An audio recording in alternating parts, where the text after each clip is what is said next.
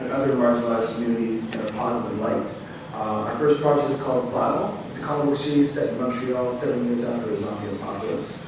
We're also developing a video game based on it, as well as a soundtrack. Yeah, pretty much it. My name is Beddo. I'm an artist. I'm based here in Toronto. And I do a lot of comic book based artwork. And I'm working on an upcoming graphic novel called NUBIAMANCY. So hoping to get that out by the new year.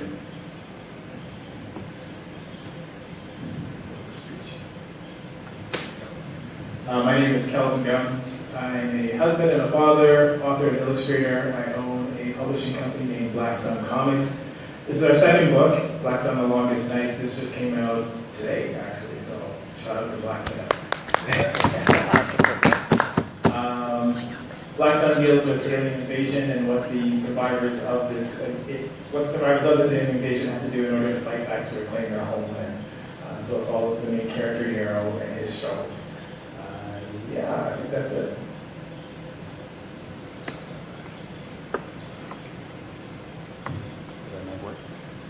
Does that microphone work?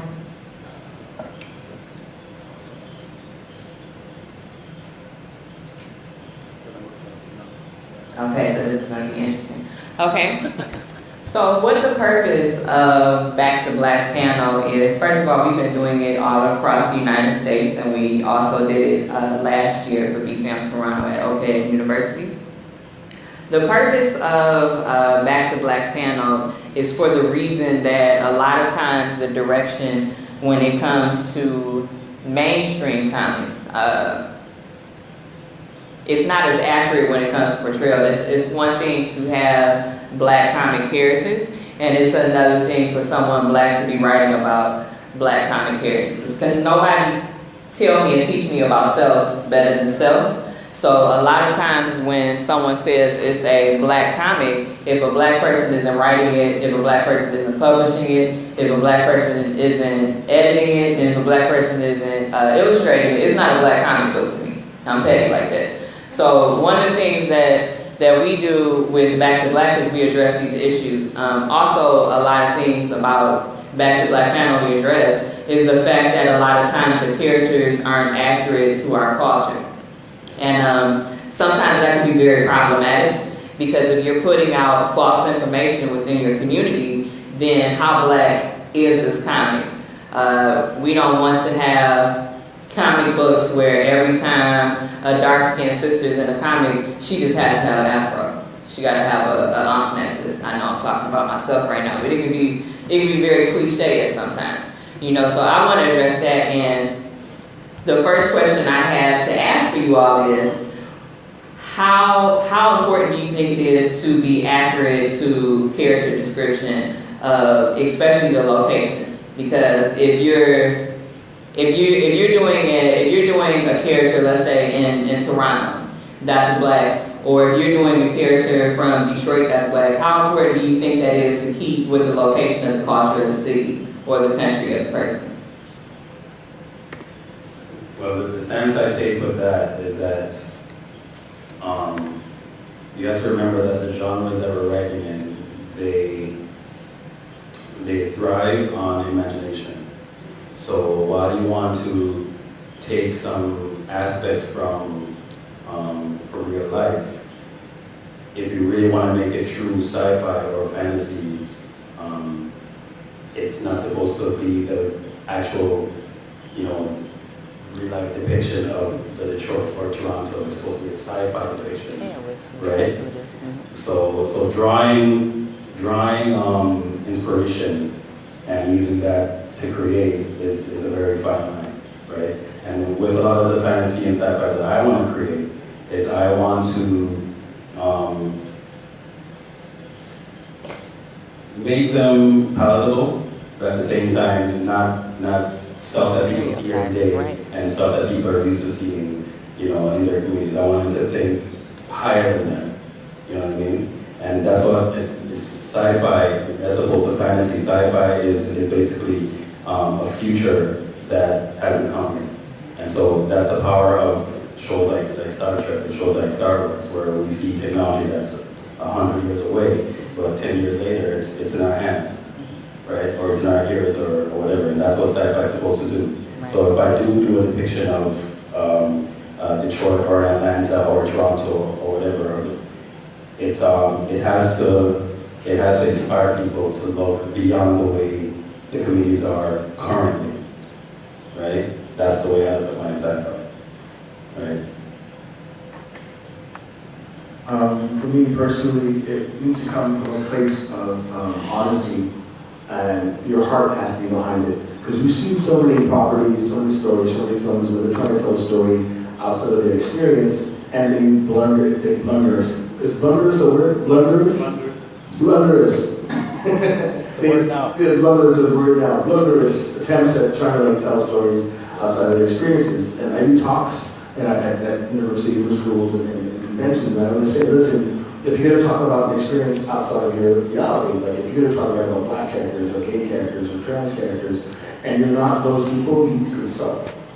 So it really comes down to either having people on your team and having a diverse team, or consulting. If you're going to have diversity, your team has to be diverse. Right. That's what true diversity really is. You need to have that reality. Right. So at the end of the day, it's really having your heart behind it, and you can tell. It's so easy to tell when it's just like a cash grab or fake allyship. Indeed. Yeah, right. So for me, it's like, are you true to what you really want to put out? And if you're not, then maybe you shouldn't do it. Yeah, it's an interesting point about having black creators behind some of these characters. You're mentioning having actual black artists drawing the characters or a black writer behind it. Or like you said, is it really a black character, right?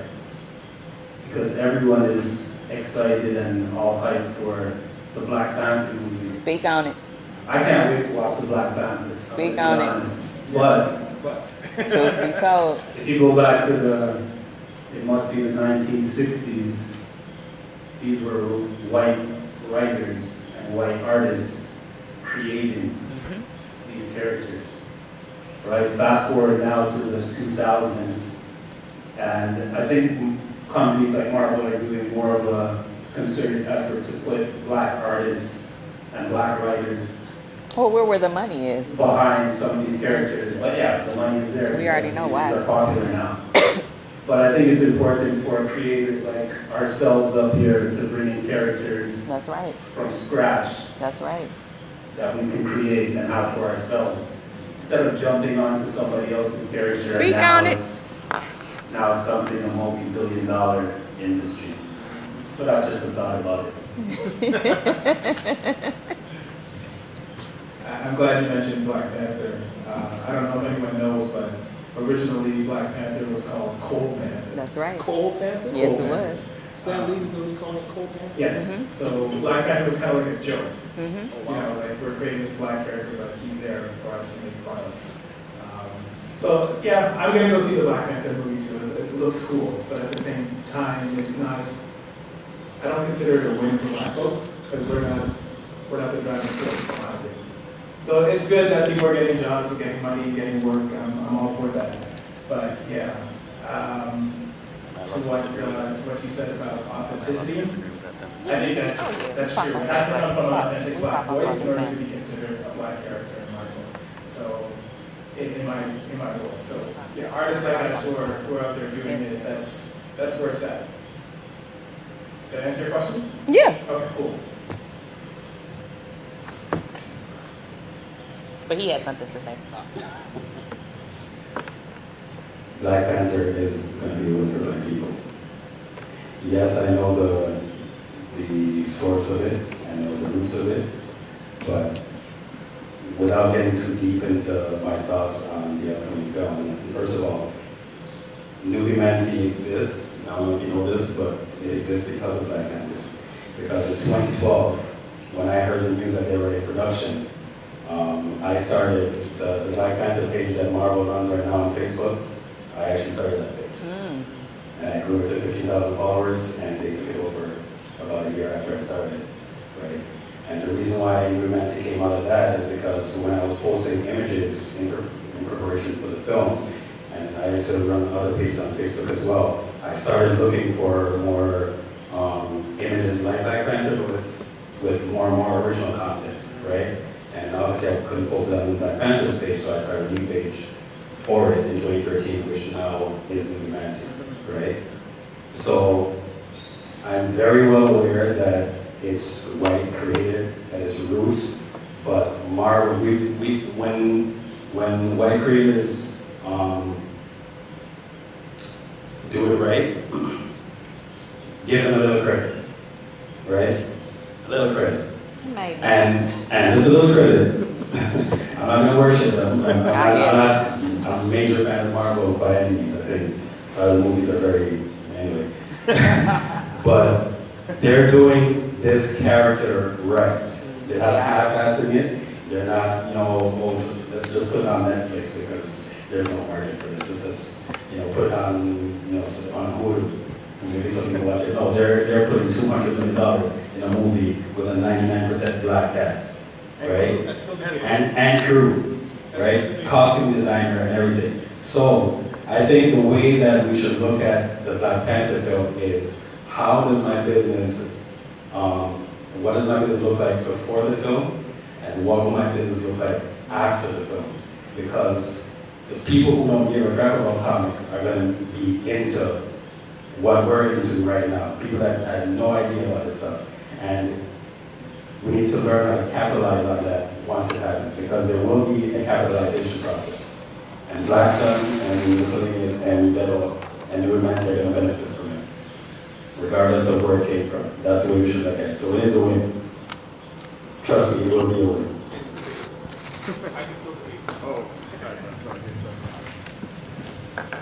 And we ain't gonna talk about Black Panther for an hour though, y'all know. Okay, excellent points, but just one thing I wanted to add to that.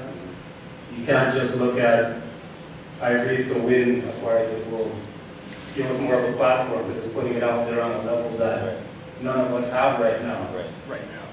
Right now. Yeah. But the reasoning behind it, if they're putting $200 million behind Black Panther, guarantee it's because they're going to be making, of course, $4 or $5 billion from that movie, right? They're doing it to generate something for themselves. So, as you said, it's something that we have to use for our own purposes, and hopefully we'll be able to put our platform on a level where we can get to that level. Yeah, just to add real quickly, and I'm not going to talk about Black Panther for the whole thing. I'm glad that you're able to capitalize off it. That's great, and that's why I made the point that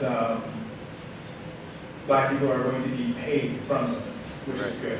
I'm not arguing that. Yeah. But on a grand scale, I don't think it's a win for Black kids. We can use it to our advantage, absolutely, but it's not our property. We don't own it. So that's the only point that I was trying to make. But capitalize off it all you want. I'm all for that.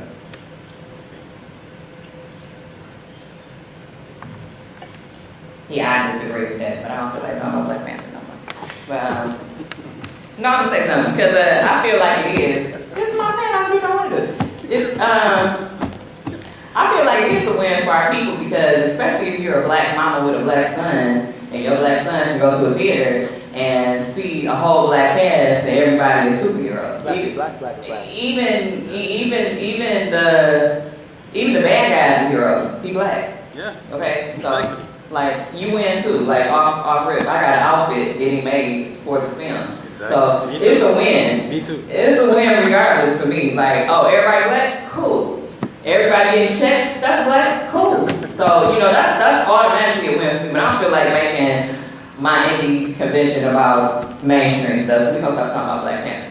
But shout out to the film, shout out to everybody that's a part of it, shout out to all of my friends that are illustrating, that are writing, that are publishing, and that are making checks now because people are starting to pay attention to black comic books because of Black Panther. Right. That in itself helps all of y'all on this panel to make money. Black Panther helping y'all out because a lot of people weren't interested in black comics of any kind until Black Panther started getting traffic for the film. A lot of people couldn't care less about black comic books. So when we get people talking about, that's a bad thing, if you're in the black comic community, if you're in the comic book community, period, and you black, you get money off of that, period, because that's more people that are going to come and support you because they want to they want to start getting inquisitive about like, oh, well, what else is out here?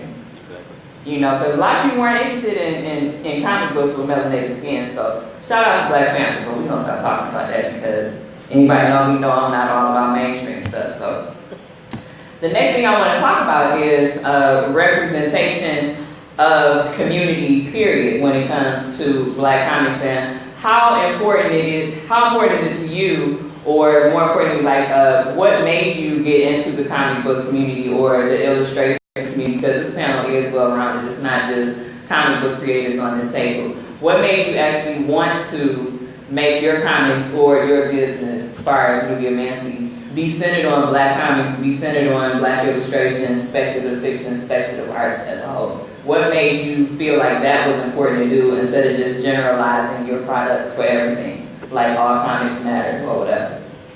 Am I paying you for doing that? Sorry. Lots of reasons. The number one reason was I've always been a fan of sci-fi ever since I was a kid. You know, I have memories of sitting in my mom's lap in Jamaica, you know, in 85, 86, 87, and watching Star Trek, me and my mom together, you know. I have memories of watching RoboCop with my uncle at 7 years old, swearing in blood and everything. But, you know, watching RoboCop, watching Terminator, and, you know, always been fascinated by the ability of film to project into the future and to show us what is to come, you know. And with fantasy, you know, I've always been a fan of that as well, where fantasy just draws from like old lore, from obviously mostly from Europe and Asia. But drawing from old lore and using that to create characters, you know, I wouldn't say relate, but I'm inspired by that, you know. And so what I post on NUBIAMANCY is a reflection of that, you know what I mean?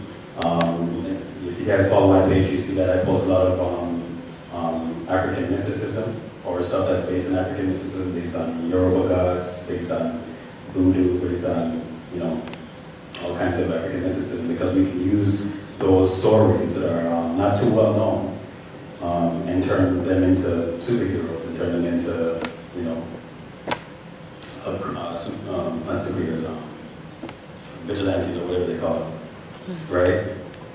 And as I said before, at the beginning of the panel, that sci-fi has the ability to shape the future, right? And so the dire state that the worldwide Black community is in right now, in America and in other parts, we can use our mediums, whether it's illustrating or film, to you know, to project a better future for us, and not leave our future in the hands of other entities that don't have our best interests at heart. Right? We need to control the images of Africa that are portrayed in media. We need to control the images of us, you know, doing whatever in the Afro-futurist spectrum. And that's why NUBIAMANCY does what it does, and that's what inspired me to do it. There's a whole bunch of other reasons I can get into right now, but, you know, because of time, I don't want to take up the whole panel. Yeah, for me it's always been about my voice needs to be heard, or rather our voice as a Black community needs to be heard, and my particular voice, you know, my perspective on things, how I want to be able to push forward stories, it needs to be heard. You know, and some people have asked me, oh, like, are you planning to, like, you know, maybe sell your company or sell your, oh, you want to sell, maybe you should sell Zyle, or maybe you should try to sell this, sell that. Like, no. Why would I do that? Like, I have zero interest in another company taking my property and doing their thing. I'm down for collaborations. You got money? You want to give me money? I'll be more than happy to take your money. And we can work together to push my thing, my way. But it's imperative, you know, and I always tell this story. The first time that I really thought about it was when I saw Ghostbusters, and I saw Winston Zeddemore join the Ghostbusters. That's a whole other story. Should have Eddie Murphy done a story at that time. But he did a great job, or he has some props. But he got that role minimized. Anyways, point is, he didn't come in there going like, I got 5 kids to feed. He wasn't on that total recall business. You know, he was a real, like, he was just a dude looking for a job. He wasn't like some kind of like street you know, not to say that a street guy isn't a fine character, that's cool, but hey, we're not only street type guys, you know, we're doctors, we're lawyers, we're engineers. That's right. And actually, Winston Zeddemore, his character was supposed to be a retired fighter pilot. And that story would have been really interesting if they fleshed that out. But the fact that he came on, the fact that his character was just like a working class guy really stuck out to me. And I said, you know, this is really cool. And if I ever do my own thing, I want to represent black people in a positive light. I want us to be out there being different types of characters and being different types of situations. So it's always been important that voice is there, and that we are telling our stories. We have to tell our stories. I can't stress that enough. Yeah, that's pretty much it.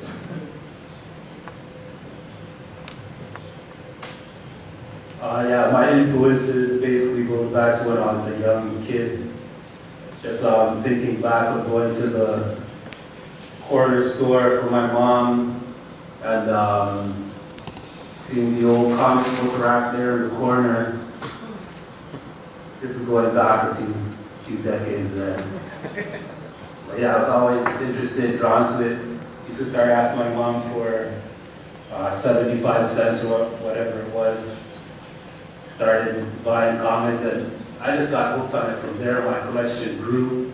I've always been drawing since I was probably a baby, since I could hold a pencil. So from there I've been drawing comics and always trying to reflect something positive for black people with my artwork. Looking back to those times, there wasn't too much in comic books that represented me personally. And I think it was something I was always looking for. So when I got to the stage where people are actually looking at my artwork as something that is good or something they wanted to see or something they wanted to even buy, I always try and put something out there positive. A positive image for myself and my people. My story is very similar to everyone on the panel. I remember my mom reading me a book about going to the moon when I was about 4 years old. My grandmother bought me my first comic after I was hounding her. And yeah, I became hooked. So I read comics all my life up till now, going back a few decades like Beddo. But the thing I was missing is that there was never an authentic black presence in the comics that I was reading. And that was something that was missing. It's even missing today. I went into a comic shop the other day and it's very generic, this whole wall of the monthlies that come out. So I said, I can't leave this earth before doing something that represents my people in a positive way. So that's, Afrofuturism. I only heard the term recently, but realized that that's what I had going on in my head the whole time. So I said, let me do my part and put something out. Yeah.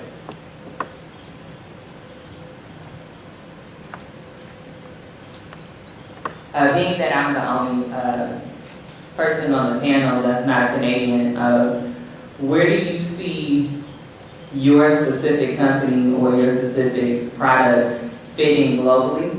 And how is it important to you to make sure that you represent your culture as a whole, as far as location, inside of your books or inside of your company? Like, how do you represent Canada? Because that's also very important, especially since this is the 150th anniversary.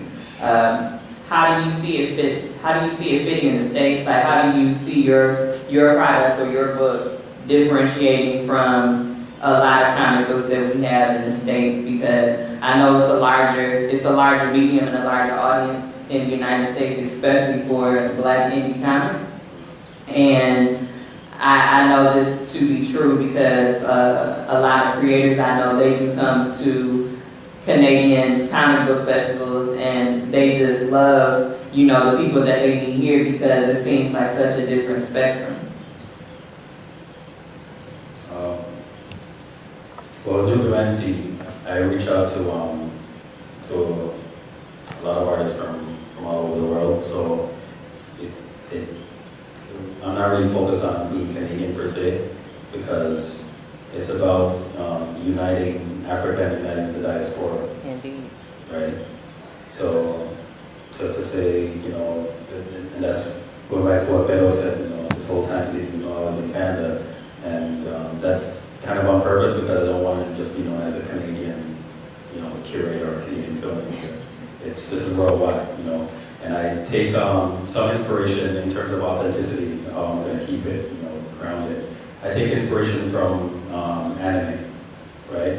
And not necessarily just the creative aspect, but the business aspect, where the anime industry has found a way to keep anime Japanese, but to market it to the world, right? Without diluting their product, right?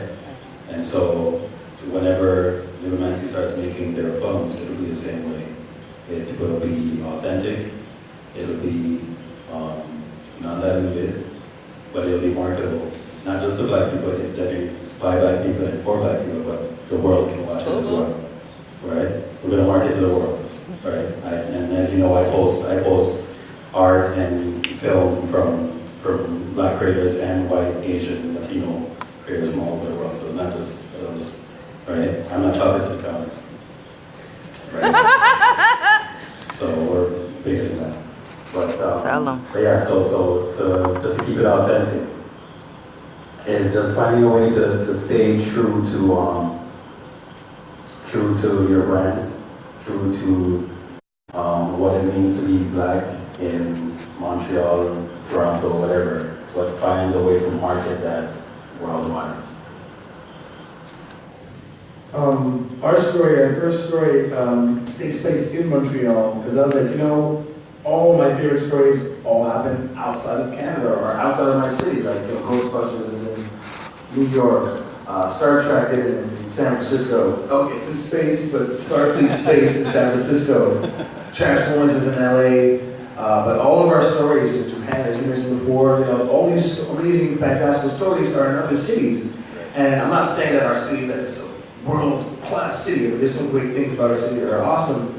And I said, you know what, we got some really cool things here, we got some really cool people, great culture, let's base the story here in Canada.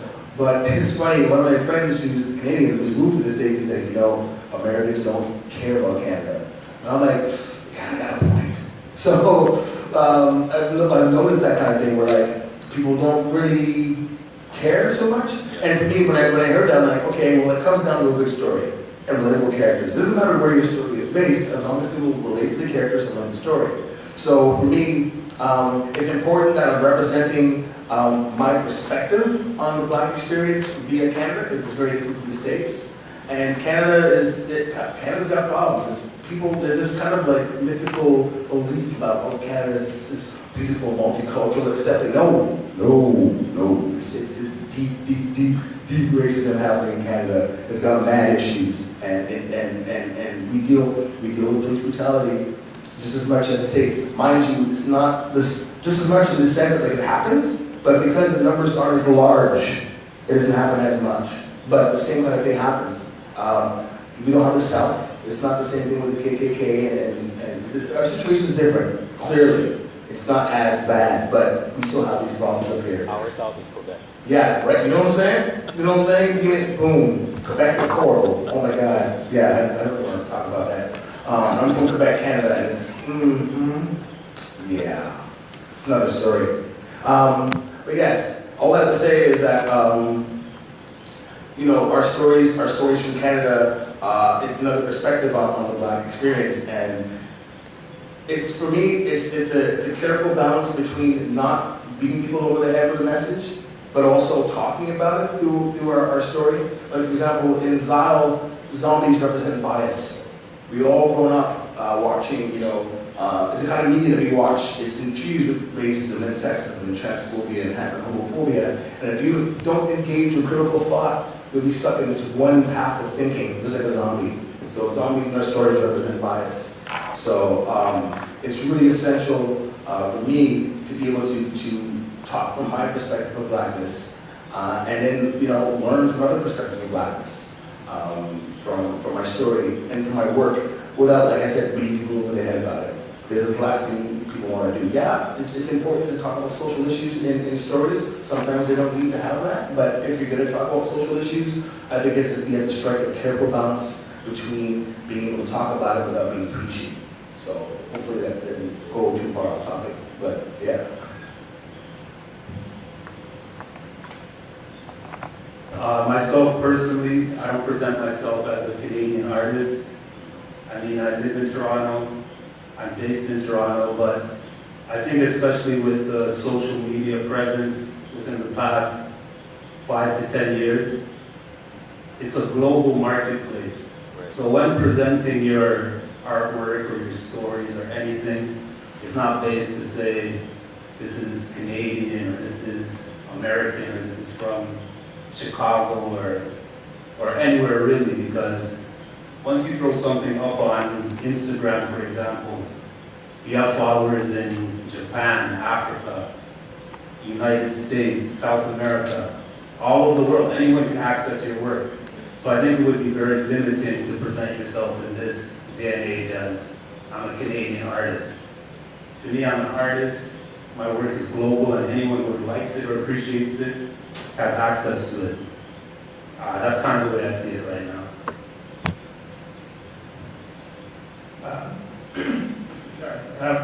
So something NUBIAMANCY said about the manga industry.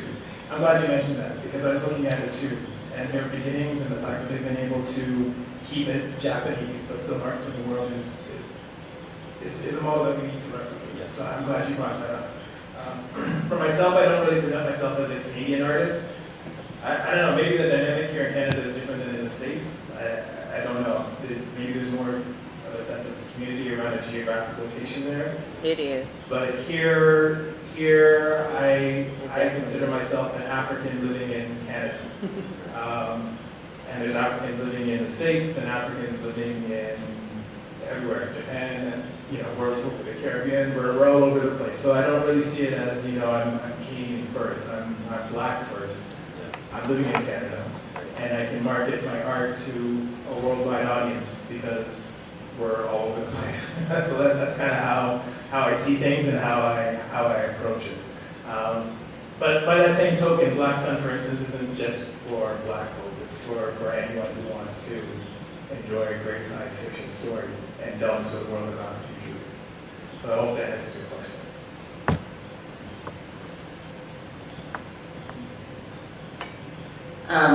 It is, as far as you were saying, like it might be different in the States. It is different in the States, and I don't know if that shows how spoiled we are, but I mean, we aren't out here being proud of being from America. I sure am not. But I'm proud of being from Detroit. I live for Detroit. Anybody that knows me knows if you say anything even remotely negative about Detroit, crown will pop all the way off in full form.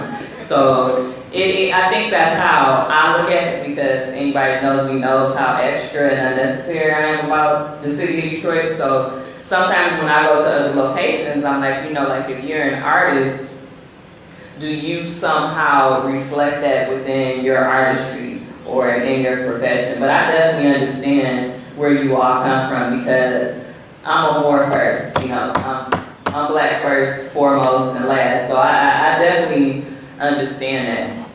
And then speaking of anime, I've never been a fan of anime, and I get in trouble on interviews all the time. If any of you all have listened to any of my interviews and somebody says the A word, I go full Pan-African on them in the interview, because for the same exact reason that Asante said, a lot of times we as black people, we sometimes have a habit of pushing forward everyone's culture except for ours. And there's no need to when we have black comics out here, when we have Afrofuturism out here, when we have dope shit of our own, dope stuff of our own, why are we so morbidly obsessed with anime? And my friends make fun of me because they know that's literally the single and only reason why I don't rock with anime of any kind. I can't deal with anime. I would rather look at Mashindo's artwork. As crazy as he is, his artwork is fire. I would rather read Black than read some whatever. I can't even name any anime. About as anime as I go is Boondocks. You want to talk about anime? Did LaShawn do it? Oh, LaShawn Thomas didn't do it. Yeah, I'm pretty much not gonna watch that. So I'll support Cannabis when it comes out in full. But that's about as anime as I get is LaShawn Thomas. because I don't understand the anime culture, and I don't understand what's so great about it. You know, I understand that it's strong within their culture, and I definitely admire their hustle. I definitely admire how that is just globally worshipped, but I'm just not gonna be able to spin it. You know, that's just me. Just a point to that, the reason why I draw inspiration from them is, like I said earlier, number one, how they kept it Japanese and marketed to the world, and number two, the whole way that anime got started is because when Disney got their start in I think it was the 1930s, the one thing the Japanese people didn't do is they didn't beg Disney to include them in their animation. They created their own animation. In their own unique And style. their own unique style, right? So that is why I draw inspiration from anime, because we can emulate the same thing. We need to be begging Hollywood to give us Oscars.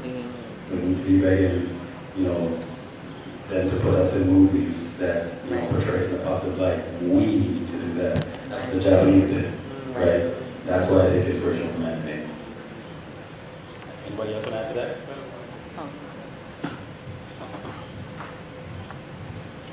Yeah, I think we might be right on the cusp of something being created in the Black community. As far as if you're thinking of anime as a whole culture that the Japanese created, I think there's enough Black artists, writers, filmmakers who are really just bringing their stuff out right now, right at this point. That, I mean, if Black people would support Mm-hmm. Come through. Support the artwork, Come support through. the projects, All I'm saying. put your money into it as well. Right. It can turn into an industry that starts creating itself, where you have little kids looking towards, I mean, these comics like Zyle or Black Sun Comics, and creating their own things. And I mean, we have enough people in the world where it's just as big as anime if you give it another 5 or 10 years down the line. We'll get there. When I spoke to anime, it wasn't coming from a perspective of I worship it. I've been definitely influenced, like all the 80s, Robotech and all that kind of stuff I used to watch. But I was talking more from a perspective of we need to model, like that model that they use is something that we can leverage for ourselves. Oh, yeah. So that's why I admire what they've done. I'm not necessarily an anime fan myself. I watch it here and there, but I think I look at it very closely to see what it is that they do business-wise, so that can be replicated. Yeah. Can I just add one thing? It also feels like there's a lot more, I don't know if there's more Asian artists or more Asian writers who are into anime, but if you look at the amount of anime that's out there, the industry is like saturated with it. There's so many series, movies, manga books, manga series. If you go in some bookstores, okay, for example, if you go in Chapters or Indigo, they have their own section that takes up a couple rows of just anime books. So, like, I presented that Toronto Comic-Con in March. And I can actually say I was one of about maybe 3 or 4 Black artists who were on the artist alley presenting my work. So hopefully as more stuff is presented, there'll be more artists and writers getting this stuff out there, and we'll be able to flood the industry with more work.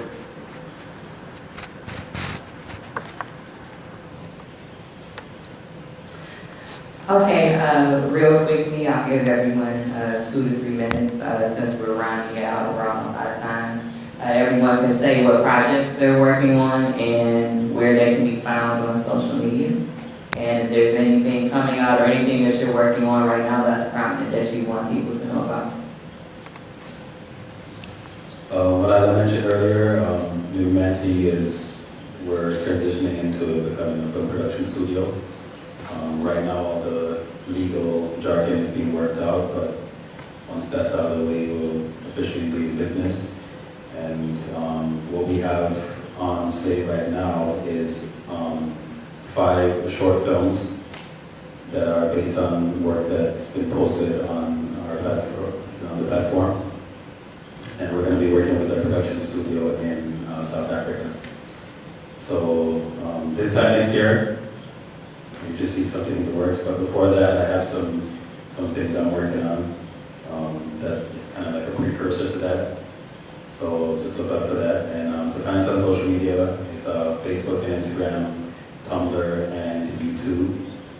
Just look for NUBIAMANCY or look for Asante Massawa, and you can just click the link on my page. It'll take you there as well. Thank you. So we're on issue 6 of Zal right now. We plan on doing 3 volumes. Each volume has a certain amount of issues. Volume 1 will have 8 issues. Then we plan on making a trade paperback that comes with the soundtrack.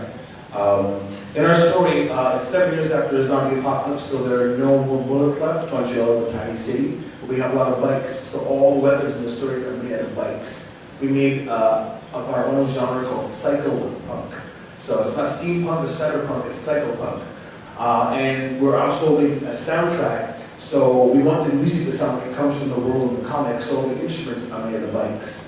And we're actually doing a live musical performance based on this next year during Montreal Music Festival. So we're doing a show with step dancers and costumes and instruments and singers. So that's gonna be hot. And as I said, we're working on a game that's based on the world as well. A tactical turn-based RPG, starting on PC and then going to PlayStation and Xbox. So for now, you can check us out on miscellaneumstudios.com. You can find Zal on Facebook, Tumblr, and Instagram. Thank you. You can check out all of my artwork online. My website is beddoart.com. That's BEDDO art.com. Social media is the same thing, Beddo Art, and that's Instagram, Tumblr, Facebook, Twitter. My art book is available right now. It's right here. Elevation, the Art of Beddo. I'm working on the 2nd edition of that art book right now. And I'm also working on my upcoming graphic novel. Hopefully that will be out sometime in the new year. It's called Deja. Thank you. Cool, so everything Black Sun you can find at blacksuncomics.com. We just released the 2nd issue of Black Sun, The Longest Night. I'm going to be working, I'm in the midst of working on the 3rd issue. Also, I have plans to create an Afrofuturistic comics magazine, so I'm going to be soliciting artists to submit stories and move forward with that. I'm looking to do that around April 2018.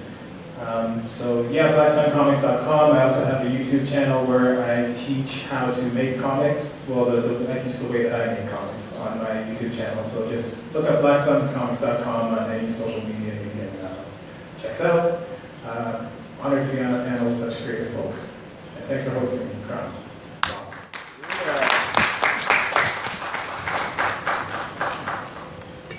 And thank you so much. As far as myself, we just launched the official MECCAcon sub box. It is a subscription box. It is the first of its kind, the only of its kind. For $25 plus shipping, you get 4 to 5 Black indie comics. You get 2 Black films, 2 Black international short films, always all awarding films. You get 1 or 2 products from a Black-owned business.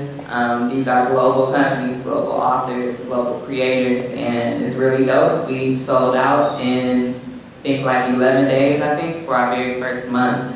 Make sure you go on meccaconbox.cratejoy.com and you sign up so you can be ready for December. Thank you so much. I really appreciate you. Stay Black, stay healthy, drink water. Peace.